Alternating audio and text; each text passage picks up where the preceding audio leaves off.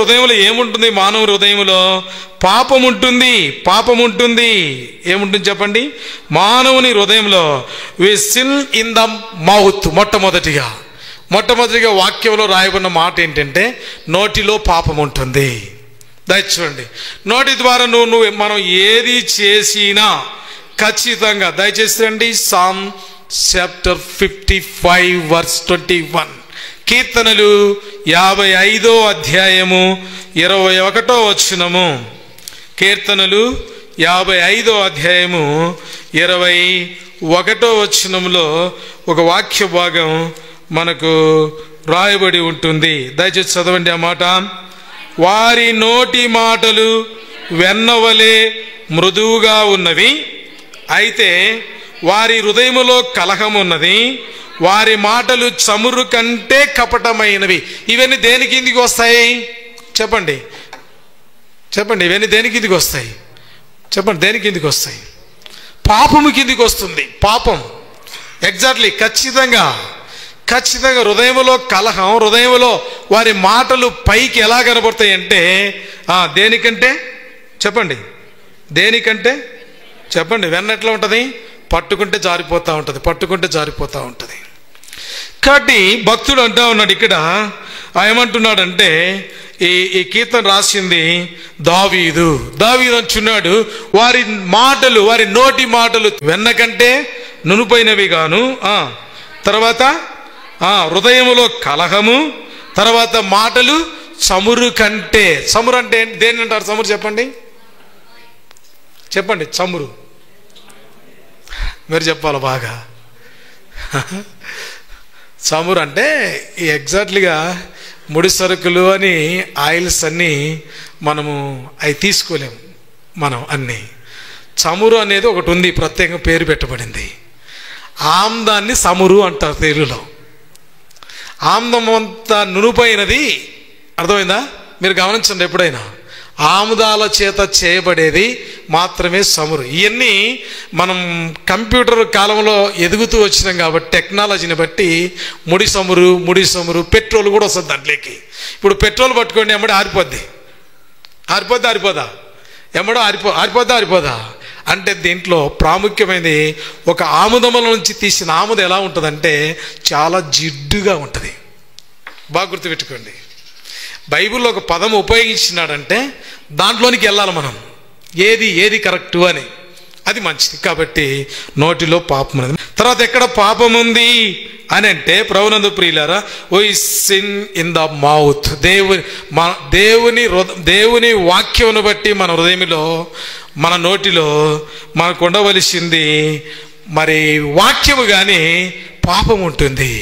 రెండో చూడండి, 66వ కీర్తన psalms chapter 66 verse 18, 88వ వచనం. కీర్తన 66వ కీర్తన 18వ వచనం. అందరు బైబిల్ తీయాలా? నోటిలో పాపం ఉన్నది. We sin in the heart. నా హృదయములో పాపము లక్ష్యము చేసిన ఎడల ప్రభు నా మనవి వినకపోవునుగాక. Why are this word? ఎందుకు ఆ మాట ఆయన చెప్తూ వచ్చినాడు అని అంటే, భక్తుడు మానవుని హృదయం ఎప్పుడు కూడా దేం చోటు చేసుకుంటుంది చెప్పండి? పాపము చోటు చేసుకుంటుంది. పాపం చోటు చేసుకోలేదు అని చెప్పడానికి నీకు నాకు ఆప్షన్ లేదు. ఎందుకంటే నీతిమంతుడు లేడు, ఒకడు కూడా లేడు. దేవుని వెతుకువాడు లేడు, ఒకడు కూడా లేడు. గ్రహించువాడు లేడు, ఒకడు కూడా లేడు. అందుకని నన్ను అప్పముసుకుని అన్నాడు, నువ్వు చదువుతున్నది గ్రహిస్తున్నావా అన్నాడు. కాబట్టి we sin in mouth, we sin in heart. హృదయంలో ఏముంటుంది? దయచేయండి, పాపం ఉంటుంది. ఇంకెక్కడ ఉంటుంది పాపము? దయచేసండి. ఇటువంటి పాపం ఉన్నప్పుడు మూడోది దేవుని వాక్యం ఏం చేస్తా ఉంది?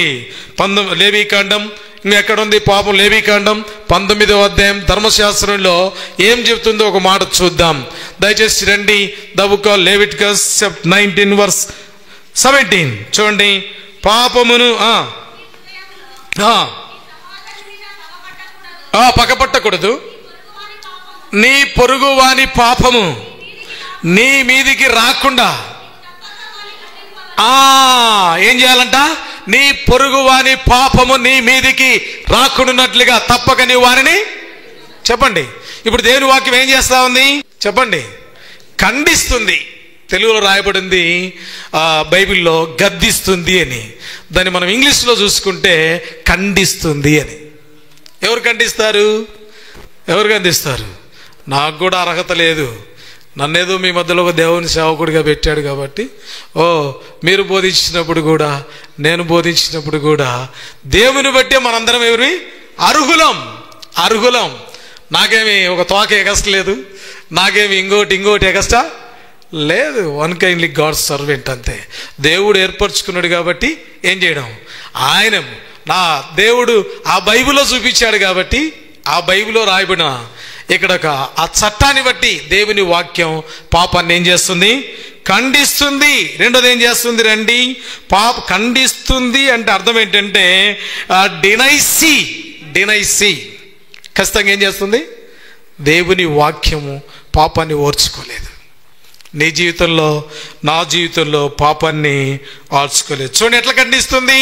ద బుక్ ఆఫ్ తిమోథియన్ చాప్టర్ 1:5 దయచేయండి. తిమోతికి రాసిన మొదటి పత్రిక 5వ అధ్యాయం దయచేయండి. వాక్యం ఎలా ఖండిస్తుంది?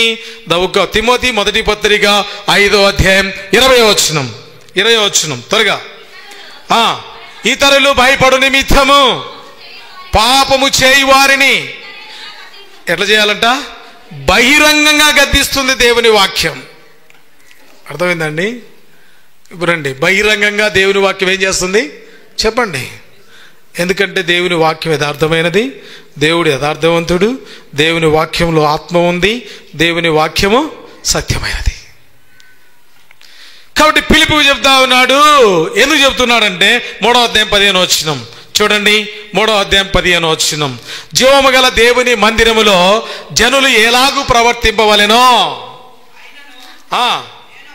నేను ఆలస్యము చేసిన ఎడల దేవుని మందిరములో అనగా జీవము గల దేవుని మందిరములో జనులు ఎలాగూ ప్రవర్తింపవలెనో నీకు తెలియవలనని ఈ సంగతులు నీకు చెప్తా ఉన్నాను. అర్థం? ఆ సంఘం సత్యమునకు స్తంభము, ఆధారము. ఎందుకు చెప్తున్నాను ఈ మాట అంటున్నాడంటే మందిరం ఏంటిదంట చెప్పండి? ఎవరి మందిరం? దేవుని మందిరం ప్లస్ జీవము గల దేవుని మందిరం ప్లస్ ఆ మందిరం సత్యానికి స్తంభం, ఆ మందిరం ఆధారం. కాబట్టి పాపం చేయరు వారిని ఎర్ చేయాలంట? Device to openly God's word openly. దేవుని వాక్యము బహిరంగంగా ఏం చేస్తుందంట? డివైన్సీ బహిరంగంగా ఖండిస్తుంది. ఎవరిని ఖండించింది? దయచేసి రండి.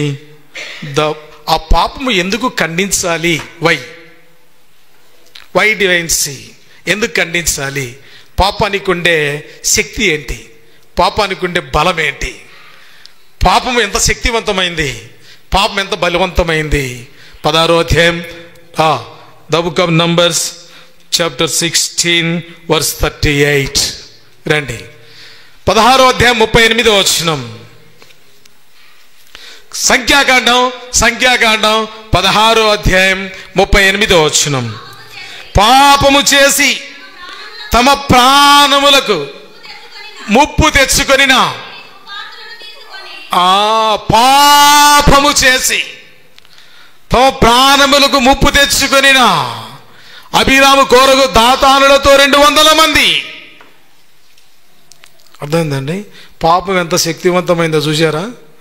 ఎందుకంటే ప్రతి సేవకులు, ప్రతి పరిచారకులు, ప్రతి పెద్దలు నిలబడిన ప్రతి చోట పాపం అనేది రాకుండా బోధించగలమా? బోధించలేం. ఎందుకు? పాపము అంత భయంకరమైంది. ఒక్క దెబ్బతో అక్కడ చూస్తే 100 మంది చనిపోతూ వచ్చినారు, ఒక్క కోరహ అభిరామును బట్టి. తర్వాత చూడండి 32వ అధ్యాయం 33వ వచనం. నంబర్స్ చూడండి 32వ అధ్యాయం 33వ వచనం సంఖ్యాకాండం. కాబట్టి చూడండి ప్రతి రెఫరెన్స్ చూడాలా, 32వ అధ్యాయం 33 వచనం, 32:23 అంట. చదవండి, 32:23 అంట. క్షమించండి, 32:23. మీరు అట్లు చేయని ఎడల వారగుదురు అనుక మీ పాపము మిమ్మును పట్టుకుంటుంది. చూడండి ఎంత శక్తివంతమైందో పాపం. పాపం ఏం చేస్తుంది? ప్రాణానికే ముప్పు. పాపం ఏం చేస్తూ ఉంది? పట్టిస్తుంది. కాబట్టి పాపము చేత మనం ఎవరిమి కూడా పట్టబడకూడదు. అయితే ప్రభునందు ప్రియమైనటువంటి స్నేహితుడా, సహోదరి, పాపము ఎలా ఉన్నది? 2 సమూయేలు గ్రంథం 12వ అధ్యాయం 7వ వచనం. ఇప్పుడు నెమ్మదిగా మనం వెళ్తా ఉన్నాం. చూడండి, పాపం ఎక్కడుంది? వాక్యం ఉండవలసిన చోట పాపం ఉంది. చదవండి అన్నమాట. సమూయేలు 2వ గ్రంథం 12వ అధ్యాయం 7వ వచనం. సమూయేలు 2nd book chapter 12 verse 7. నాతాను దావీదును చూసి, ఆ మనుష్యుడవు నీవే, నీలో పాపమున్నది మనం అంటున్నా లేదా? అంతా చెప్పుకుంటూ వచ్చిన వరకు నేను లాస్ట్ మాట చెప్తా ఉన్నాను. ఆ మనుష్యుడవు నీవే, ఆ బెషువాను ఆహ్వానించింది నువ్వే, ఆ బెషువాను తెప్పించింది నువ్వే. నీలో ఉండవలసిన వాక్యానికి బదులుగా నీ హృదయంలోనికి ఏం ఆహ్వానించినావు? పాపాన్ని ఆహ్వానించినావు. రెండోది, పాపమును ఏం చేసినావు? కప్పిపెట్టావు. ఈరోజు పాపం, God reworked the sin in the David rebuke. పాపము చేత ఇప్పుడు నాతాను ఎదుట ఏం చేయబడతా ఉన్నాడు? నాతాను ఏం తీసుకెళ్ళాడు? దావీదు గారు నాతాను ఏం తీసుకెళ్ళాడు? వాక్యాన్ని తీసుకెళ్ళాడు. వాక్యాన్ని తీసుకెళ్ళి ఏం చెప్పినాడు? ఆ మనుష్యుడవు నీవే. ఫేస్ టు ఫేస్ నాతాను ఇలాగా, దావీదు ఇలాగా నువ్వు పాపం చేసినావు. ఒక గొప్ప రాజు, ఒక రాజైనా, మంత్రి అయినా, ప్రధాని అయినా దేవుడు అందరికీ అవసరమే. దేవుని వాక్యం కాడ నువ్వు అందరం పట్టబడతాం. దేవుని వాక్యం కాడ ఏమవుతాం? పట్టబడతాం. దావీదు పట్టబడ్డాడు. దావీదు ఏం చేసినాడు?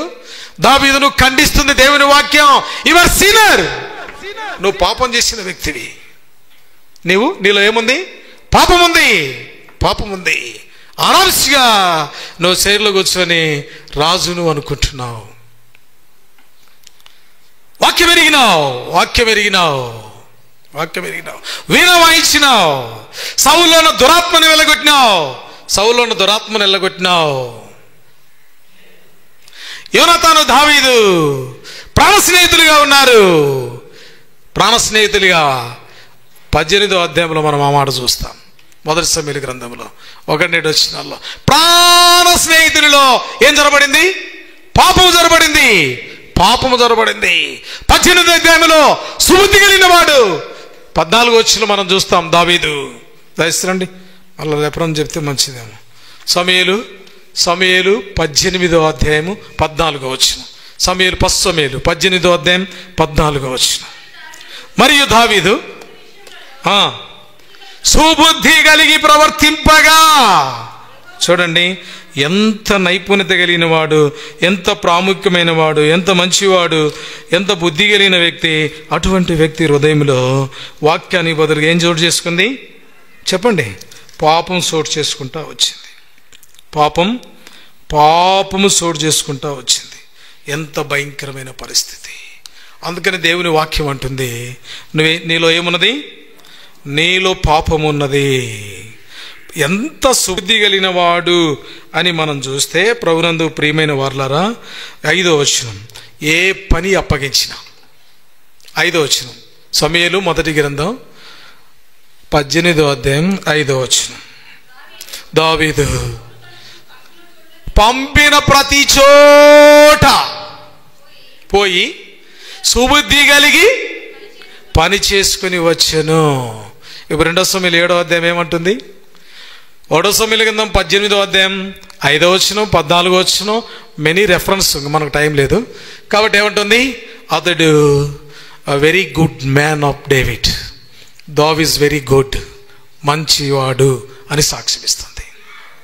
మంచివాడని ఏం చెప్తుంది? సాక్ష్యం ఇస్తుంది.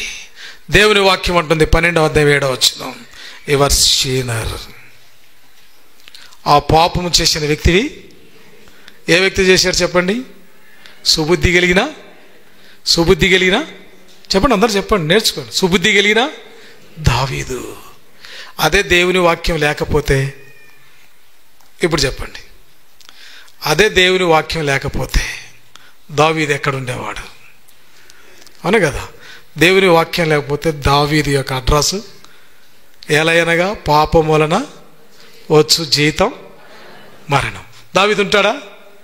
దేవుని వాక్యం డైరెక్ట్ వెళ్ళి ఆ మనిషికి, ఆ సంఘానికి, ఆ సేవకుడికి ఎప్పుడైతే దేవుని వాక్యం అనేది బహిరంగంగా గద్దించిందో,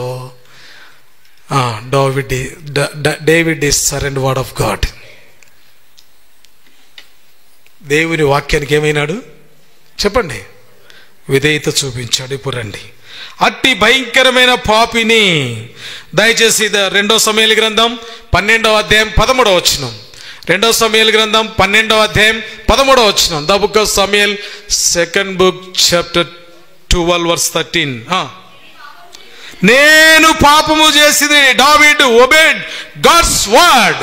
దేవుని వాక్యానికి ఏమి చేశాము అన్నది నువ్వు నేను పక్కన పెడితే, దేవుని వాక్యం ఎప్పుడైతే డేవిడ్కు చెప్పబడిందో చెప్పండి ఏమైనాడు? ఇప్పుడు లోబడ్డాడు.